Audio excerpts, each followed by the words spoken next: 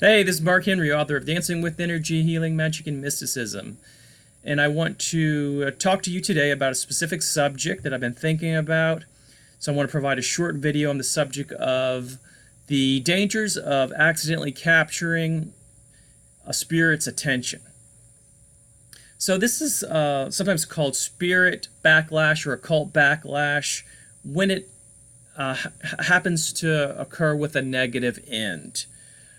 So it basically means that certain entities will tend to, once you contemplate their stories, their personality, the subject of them, that just by simply thinking about them, that they notice you and they may even approach you. So I'm not talking about certain things, though. I'm not talking about you calling out to your guides and them showing up. I'm also not talking about any formal spirit contact like evocation or invocation. I'm really talking about an accidental process whereby you're not even trying to contact a spirit, but as a result of you thinking about them, contemplating certain things, that you start to have certain effects. One of the things I've noticed too is that the particular spirits that this tends to be associated with are ones that have a strong presence and sometimes have a reputation of being more aggressive or forceful, and even sometimes scary. So I'll give you an example. There was a book that I read several years ago on Haitian voodoo, and while I was going through the book, it was really well written.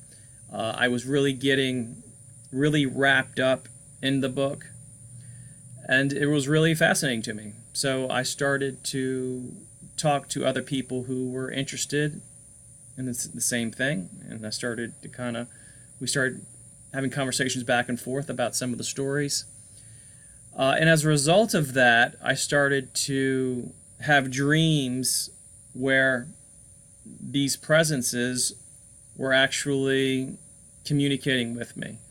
It got to the point where shortly after starting to read the books that I could actually feel the strong intensity of their presence coming through the book. It was almost like this book is some type of portal.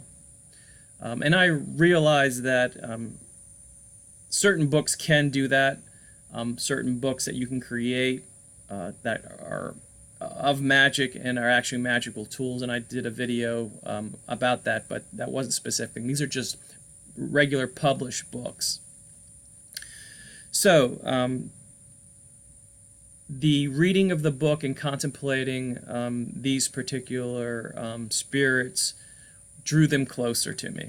And it had a very strong feeling associated with it, even stronger than when I would think about and contemplate other particular spirits.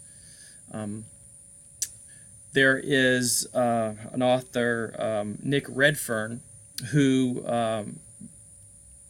talks about in his books that the content of his books have a lot to do with the Men in Black and black-eyed children and various other subjects, and he gets regular reports of people who read his books that shortly after reading the books start to down the line, come into really strange paranormal encounters. And sometimes it's with these entities, but other times it is just really strange things, lightning strikes, and various unlikely scenarios. Another way that this can work out is, and you've probably heard about this, UFO sightings. There are plenty of stories about people who, even to this day, witness a UFO, puzzles them, disturbs them, they talk about it to their neighbors. A couple weeks later, these people show up in the dark suits, the dark glasses, and they tell them to be quiet. discourage them from these reports. And this happens kind of time and time again. And by the way, I don't think that these are actual physical beings. I believe, like some, that these are actual spirits. Transdimensional, because they come in and out. The person looks back out of the window to see them, and they're already gone. They disappear much faster than one could do just getting a car and driving off. But that's a whole other subject. So, what makes this more likely? Talking about something, thinking about something, and then all of a sudden it shows up in some form or fashion. Well, a firm belief. And I don't necessarily, I mean a strong belief too. I don't think that people that write about the paranormal who are skeptical, I don't think that this occurs to them, because many of them have so many doubts that it pollutes the belief, so to speak. So I don't believe that they're subject to it. I believe that for the people who are open to it, who it strikes them, and they start to be convinced, this sets up the chain reaction for something to happen. And I think part of this, when it is emotional, the intensity of emotions matters.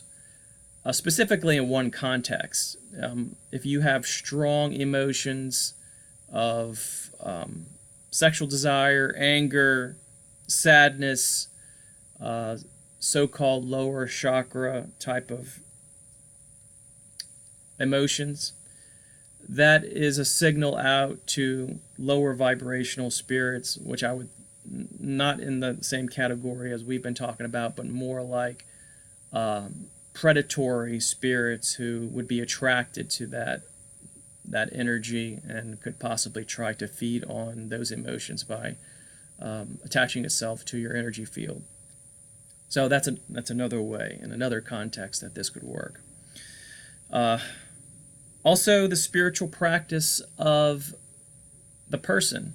I believe that people who have a regular meditation practice and who practice magic are more subject to this too, because they have strong chi, they have a strong force and a strong life force, and this can light up in the spirit world, and you can attract spirits, entities rather easily. So if you are thinking about particular spirits, especially of the type that we mentioned, it's no stretch of the imagination for them to take notice and possibly approach you. Also, I believe that those entities that are very close to our plane, the voodoo loa that I mentioned, are thought to be very close to our plane, where that's one of the reasons why they can be felt so strongly. And I also believe that the spirits that I mentioned, the ones that are attracted to those emotions that could attach to you, are very much close and here in our plane, and they come very quickly. They're not considered way out there celestial. They're considered very, very close. And lastly, I believe that the entities that are fairly close and they can navigate dimensions easily, they can come at a drop of a hat, I believe that those spirits also are subject to this process, and you could attract them. And that would, what comes to mind for those spirits would be the jinn. Thinking about the jinn, doing rituals for the jinn, they come rather quickly, and usually for people that it's an unpleasant type of situation. So that is it. So I really want to hear from you, because I would like to hear real-time situations and stories from people that are listening to this channel. Have you ever had a situation where all it took was some talking to somebody or a thought, and then all of a sudden you had some paranormal things happen, possibly associated with the spirit that you were talking about? So leave a comment below. I'm going to leave some links for people who are interested in various things. If you're interested in my book or supporting this channel in any way, I'll leave some things down below. So thank you for listening to me, and you have a good rest of the weekend. Take care.